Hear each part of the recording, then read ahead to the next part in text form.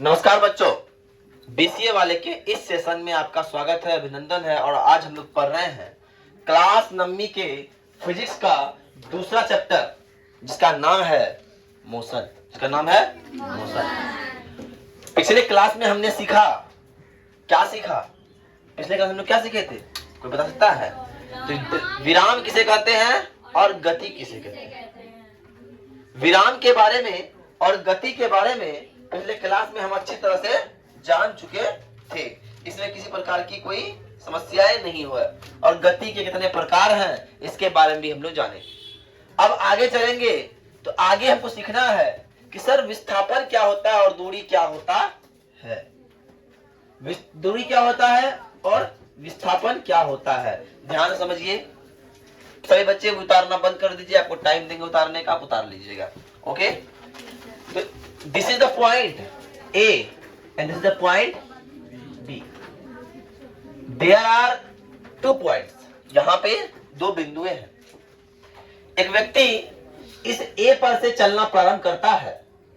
मान लो यहाँ पे मेरा घर है और यहाँ पे मेरा कोचिंग है। ध्यान समझिएगा, हम जब घर से कोचिंग के लिए निकलते हैं तो रास्ता एक बार ऐसे गया है, फिर ऐसे जाके ऐसे गया है, ऐसे जाके फिर ऐसे गया है, ऐसे गया है, और ऐसे जाते हैं तो फिर ऐसे जाकर मिला है। ध्यान समझिए। तो ये क्या है? पथ है, रास्ता है। ये क्या है? पथ है, रास्ता है। और हम जो यहाँ से यहाँ आए हैं, ये पूरा पथ की लंबाई को देखें तो उतना लंबाई, इतना दूरी तय करके आए हैं। आया कि नहीं आया? बोली बाजी से लोग। सीमा देखिए, हमने कहा कि हम A से B की ओर जा रहे हैं, अपने घर से कोचिंग की ओर जा रहे हैं, और इस बीच में जो रास्ते की कुल लंबाई है वही हमारे द्वारा तय किया गया दूरी है।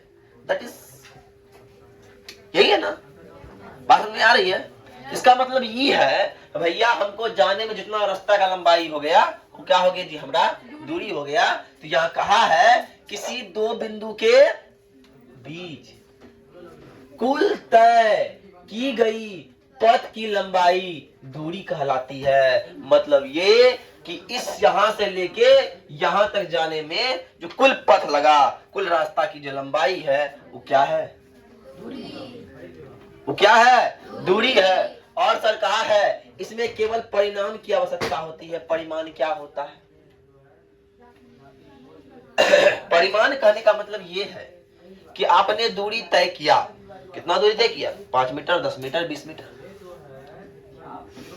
दूरी ये डिफाइन नहीं करता कि हम उत्तर की ओर चले कि दक्षिण की ओर चले, कि हम पूरब की ओर चले कि पश्चिम की ओर चले। ये दूरी डिफाइन नहीं करता है। इसीलिए इसमें केवल परिमाण चाहिए। क्या चाहिए? परिमाण। अब सर केवल परिणाम चाहिए, बात समझ में आ गया? तो इसको बोला है सर ये कौन है? ये एक अदिश राशि है। कौन राशि है? अदिश राशि। वो अदिश राशि क्या आगे बताएंगे, है ना?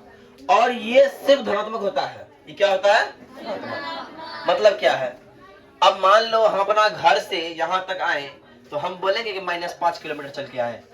कभी कितना चला जी? 1 kilometre, 100 metre, 200 metre, 5 kilometre, 10 kilometre, 20 kilometre, 50 kilometre, 100 kilometre. मतलब हमेशा बोलेंगे पॉइंट में बोलेंगे, कभी नहीं बोलेंगे कि हम -10 किलोमीटर चल के आए हैं रे बाबा।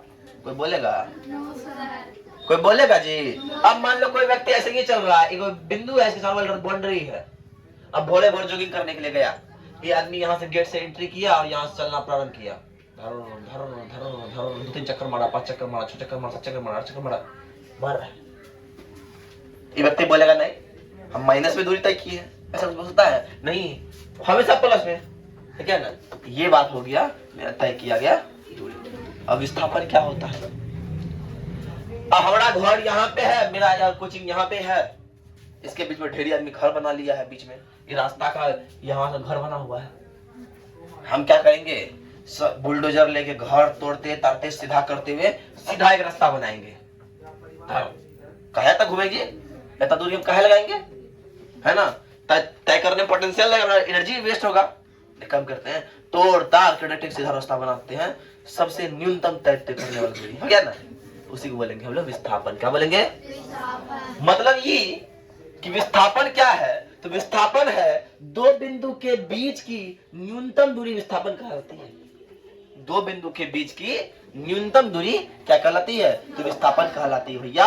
और जब विस्थापन कहलाती है तो विस्थापन में क्या होता है? परिमाण भी होता है और दिशा भी होता है।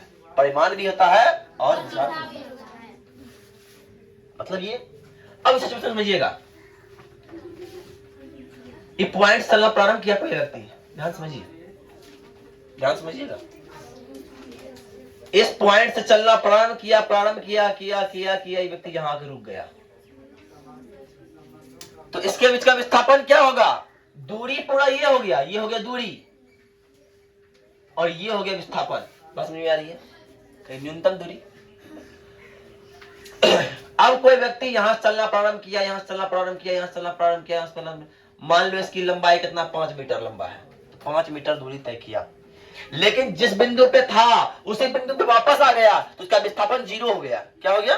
0। मतलब हम घर से कोचिंग आए 5 किलोमीटर और घर से कोचिंग गए 10 किलोमीटर, हमारा तय किया दूरी हो गया 10 किलोमीटर, लेकिन हमारा विस्थापन हो गया, हम घर से निकले फिर घरे में आ गए, हमारा विस्थापन हो गया 0। है क्या ना? अब मान लो कोई व्यक्ति चल रहा है, देखिएगा इधर है नेगेटिव, इधर है पॉजिटिव, ध्यान समझिएगा। इधर है नेगेटिव और इधर है पॉजिटिव। एक व्यक्ति जा रहा है इधर, जब दूरी निकाल रहा है, मान लो 5 किलोमीटर चल गया और इधर 5 किलोमीटर चल गया। एक व्यक्ति इधर चल रहा है तो भी दूरी 5 किलोमीटर होगा और एक व्यक्ति इधर चल रहा है तो भी दूरी 5 किलोमीटर होगा। लेकिन विस्थापन की बात करें, ये व्यक्ति यहां आया तो 5 किलोमीटर विस्थापन हुआ प्लस में, लेकिन यहां आया तो 5 किलोमीटर माइनस में हो जाएगा विस्थापन। इसीलिए विस्थापन क्या होती है? धनात्मक ऋणात्मक दोनों हो सकती है। दोनों हो सकती है। बात समझ में आ रही है? सुनो, कोई दिक्कत? अब आइए, अब सर बात करता है एक सदिश राशि है, क्या है वो आगे बताएंगे, और इसलिए बोला है कि धनात्मक और ऋणात्मक दोनों हो सकता है। तो सीधा सीधा बात समझ में आया कि विस्थापन और दूरी क्या होता है। आप लोग को पूरा पल्ले पर गया, समझ में आ गया। अब एक नया टॉपिक सर बार बार यूज कर रहे हैं, इसमें बोल रहे हैं, इसको बोल रहे हैं अदिश राशि और इसको बोल रहे हैं सदिश राशि। क्या है नया बात? क्या है कि ये अदिश राशि है और ये सदिश राशि है ना? अब क्या है? देखिए थोड़ा सा हेल्थ इशू चल रहा है, थोड़ा पक नहीं पा रहे, फिर भी हम पूरा एनर्जी डाल रहे हैं कि किसी तरह से आप लोग को एनर्जेटिक कर दे, है ना? पढ़ाई में कोई कमी नहीं होनी चाहिए। थोड़ा सा अब सर भैया आप बोल दिए अदिश राशि क्या है, तो समझिए अदिश राशि वो है जिन राशि को पूर्ण रूप से व्यक्त करने के लिए केवल परिमाण की आवश्यकता होती है, उसे अदिश राशि कहते हैं, उसे स्केलर क्वांटिटी कहते हैं। हमने कहा कि हम 2 मीटर चल के आए, हमने 2 मीटर चला तो अदिश राशि। हमने 2 किलो आम खरीदा, अदिश राशि। हमने 2 किलोमीटर चला तो अदिश राशि, और 2 किलो आम खरीदे तो भी अदिश राशि। और सर हमने 2 मिनट समय लिया तो भी अदिश राशि। और हमारा घर जानते हैं सर, हमारा घर का आयतन 5000 मीटर क्यूब है। मेरा रूम का आयतन कितना है? तो 5000 मीटर क्यूब है। तो ये भी क्या हो गया? अदिश राशि। और घनत्व भी हो गया अदिश राशि। आप समझ लिया सर, तो अदिश कैसे हुआ, सदिश काहे नहीं हुआ? तो ध्यान समझिए, 1 किलो का मतलब 1 किलो ही होता है ना, कि हम बोलेंगे 1 किलो पूरब में 1 किलो पश्चिम में, ऐसा बोलेंगे? या बोलेंगे 1 किलो आम पूरब 1 किलो आम पश्चिम, ऐसा बोलते हैं? मतलब 1 किलो मतलब 1 किलो है क्या ना? 10 सेकंड मतलब 10 सेकंड हुआ, ऐसा तो होगा? 10 सेकंड नेगेटिव 10 सेकंड पॉजिटिव, ऐसा तो होता है जो बात। 10 सेट है क्या ना? सोनम मुस्कुरा रही है, लग रहा है कि ना आम तो अब माइनस में हम ना ही लेंगे। वो सोच रही है कि आप जो आम का मौसम आ रहा है इस बार आम कैसे लेंगे, बोलेंगे नहीं -2 किलो आम दीजिए। दे पाएगा? Is it possible? नो, ये पॉसिबल नहीं है कि -2 किलो आम देगा, है क्या ना? अब आते हैं सदिश राशि की ओर आते हैं। तो सदिश राशि क्या है? जिन राशि को पूर्ण रूप से व्यक्त करने के लिए परिमाण और दिशा दोनों की आवश्यकता।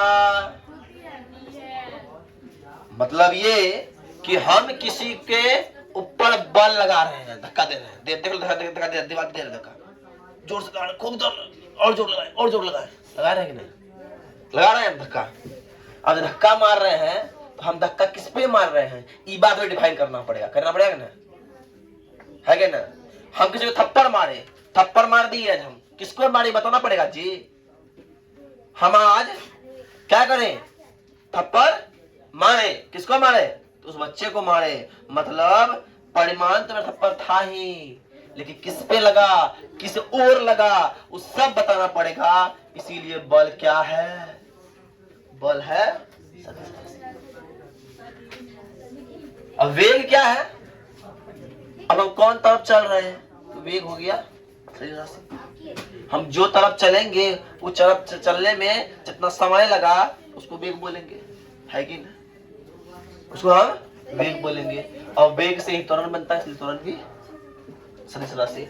और विस्थापन समझिए, इसे इस एरो चिन्ह से दर्शाते हैं। किससे दर्शाता है? ये जो चिन्ह होता है ना, चिन्ह, इसको बोलते हैं वेक्टर। क्वांटिटी का एरो होता है, इसको बोलते हैं सदिश का निरूपण का तरीका।